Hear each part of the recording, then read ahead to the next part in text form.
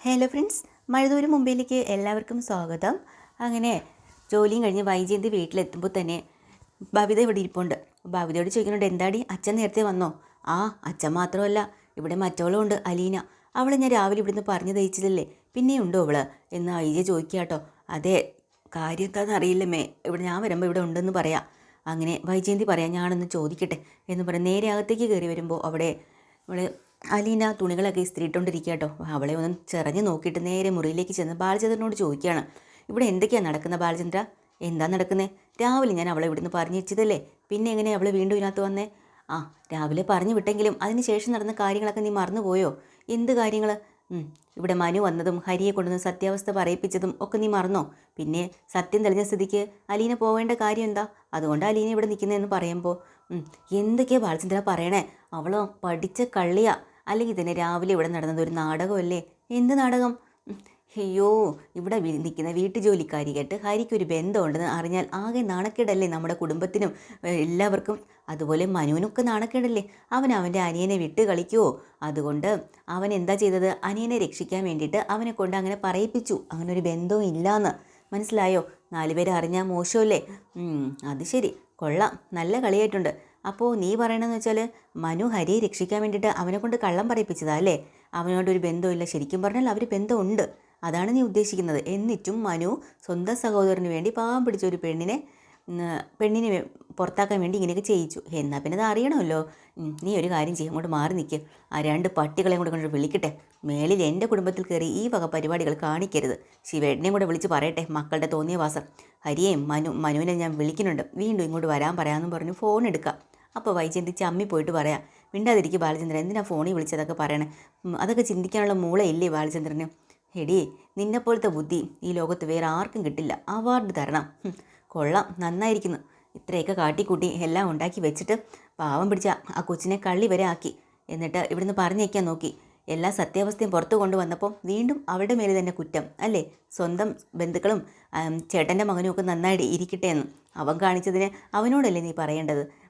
എന്നിട്ട് ഒരു തരത്തിൽ വൈജ വിട്ടുകൊടുക്കുന്നില്ല. വൈജ വീണ്ടും വീണ്ടും അലീനെ കുറ്റപ്പെടുത്തിക്കൊണ്ടിരിക്കുക. നിങ്ങൾ വിചാരിച്ച പോലെയല്ല അവൾ പഠിച്ച കളിയാണ്. അവൾ ആളാരാന്നറിയോ? അവൻ്റെ നിന്ന് മോതിരം വാങ്ങിച്ചത് ഒക്കെ സത്യം തന്നെ, അവൾ പുറത്ത് പറയാത്തതാ. അപ്പം അങ്ങനെ ഒരു സംഭവം ഉണ്ടായില്ലേ എന്ന് വീണ്ടും ബാലചന്ദ്രൻ ചോദിക്കുകയാണ്. പിന്നെ ഞാനൊരു കാര്യം പറയാം, ഇത്രയൊക്കെ തെറ്റിദ്ധാരണകൾ അവളിൽ വരുത്തി ഇതിപ്പോൾ കണ്ടുപിടിച്ചു. നമ്മൾ ആ തെറ്റിദ്ധാരണകൾ മാറ്റി. അപ്പോൾ നീ അവളോട് പോയി ക്ഷമ ചോദിക്കുക വേണ്ടത്. ഞാനോ? അതെ, എൻ്റെ പട്ടി പോവും. പട്ടിയല്ല പോവേണ്ടത്, നീ തന്നെ പോവേണ്ടത്. ഇനി നിൻ്റെ മക്കൾ എന്തെങ്കിലും തെറ്റ് ചെയ്തിട്ടുണ്ടെങ്കിൽ അവരും പോകണം. ഓ, രോഹിത് ക്ഷമ പറയണമെന്നാണോ നിങ്ങൾ പറയുന്നത്? പറയണം, തെറ്റ് ചെയ്തിട്ടുണ്ടോ അവൻ? എങ്കിൽ അവനും ക്ഷമ പറഞ്ഞിരിക്കണം. അപ്പോൾ ഉടനെ വൈജ പറഞ്ഞു, അവളെ ഞാൻ ഇവിടെ വെച്ച് പൊറപ്പിക്കുന്നു നിങ്ങൾ വിചാരിക്കണ്ട. അവളെ സ്വഭാവമൊക്കെ എനിക്ക് മനസ്സിലായി കഴിഞ്ഞു. എൻ്റെ പൊന്നു വൈജ, എനിക്ക് നിന്നോട് സംസാരിക്കാൻ വയ്യ, മതിയായി എനിക്ക്. അങ്ങനെ വൈജയന്തി നേരെ ചാടി തുമിച്ച് അടുക്കളയിലേക്ക് ചെല്ലാം. അവിടെ ദോശയൊക്കെ ചുട്ടുകൊണ്ടിരിക്കുകയാണ് അലീന. എന്നിട്ട് ചെന്ന് പറയുന്നുണ്ട്, എടി നീയേ ഇവിടുത്തെ വലിയ രാജകുമാരിയായിട്ട് അങ്ങ് വാഴണമെന്ന് നീ വിചാരിക്കണ്ട. നിന്നെ ഞാൻ പുറത്താക്കിയിരിക്കും. അങ്ങ് സുഖിച്ച് ജീവിക്കാമെന്ന് നീ വിചാരിക്കണ്ട. നിൻ്റെ കള്ളത്തരങ്ങൾ ഓരോന്നായിട്ട് ഞാൻ കണ്ടുപിടിക്കും.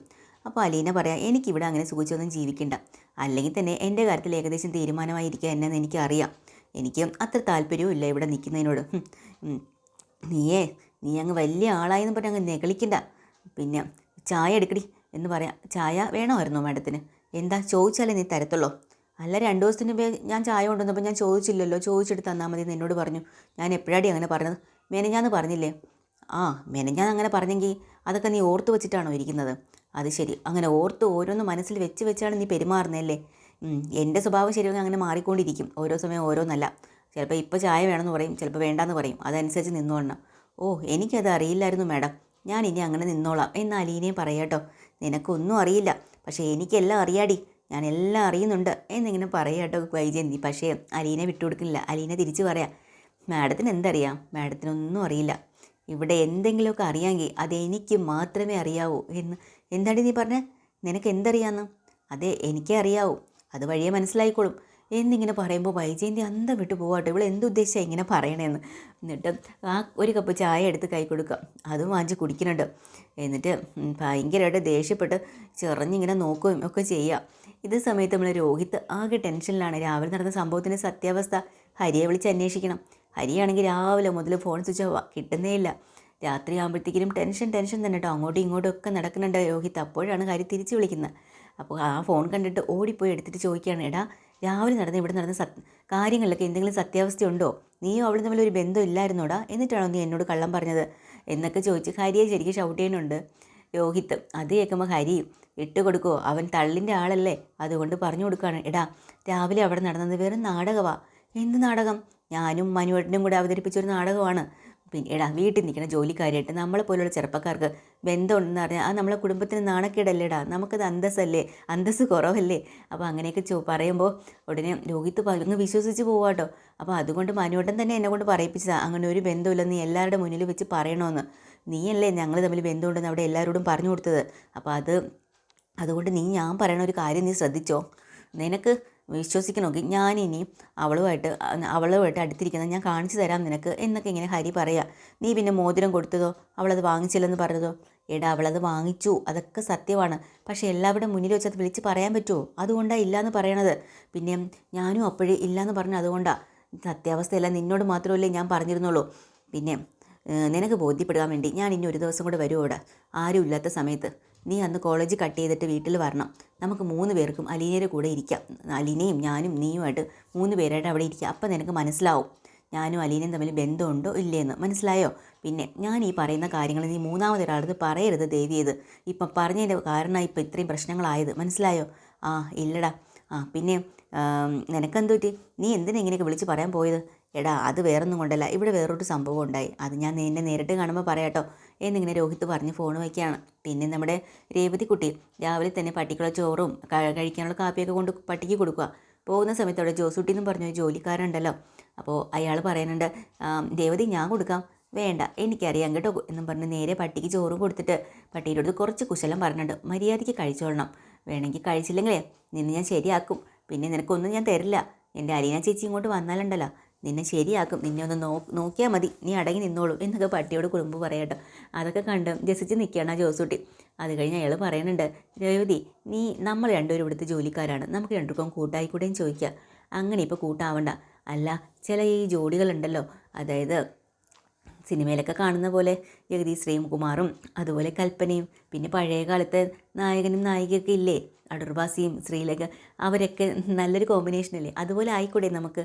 അങ്ങനെ ഇപ്പോൾ ആവണ്ട, എനിക്ക് ഞാനായി തന്നെ ഇരുന്നാൽ മതി, അങ്ങോട്ട് മാറിക്കേ എന്നും പറഞ്ഞ് രേവതി മേളിലേക്ക് എറിച്ചില്ല കേട്ടോ. നല്ല മഴയുണ്ട്. മഴയൊക്കെ ആസ്വദിച്ച് നിൽക്കുമ്പോൾ താഴെ ഗ്രേസമ്മ കട്ടിലിൽ നിന്ന് എണീറ്റ സമയത്ത് കാല് പെരുത്തിട്ട് നടക്കാൻ വയ്യ. അങ്ങനെ അവിടെ നിന്ന് നിലവിളിയാണ് കേട്ടോ. എന്നിട്ട് രേവതി കുട്ടീന്ന് വിളിക്കുന്നുണ്ട്. അങ്ങനെ രേവതി താഴേക്ക് ഇറങ്ങി വരിക. എന്താ ആൻറ്റി, എന്തിനാ ഇങ്ങനെ കിടന്ന് വിളിക്കുന്നത്? എടി എൻ്റെ കാല് പെരുത്തിട്ട് വയ്യ, നീ ഒന്ന് തടവിത്താ. ഞാൻ എന്താ വരുന്നു, ഓയിൻമെൻറ്റ് എടുത്തിട്ട് വരട്ടെ എന്നും പറഞ്ഞ് കിച്ചണിൽ പോയി ഫസ്റ്റ് എയ്ഡ് ബോക്സ് തുറന്ന് അതിനകത്ത് ഓയിൻമെൻറ്റ് എടുത്ത് പുറത്തേക്ക് വരിക. എന്നിട്ട് ഗ്രേസമ്മയുടെ കാല് പിടിച്ച് മടിയിലേക്ക് എടുത്ത് വെച്ചിട്ട് അങ്ങോട്ട് തടവി കൊടുക്കുക കേട്ടോ.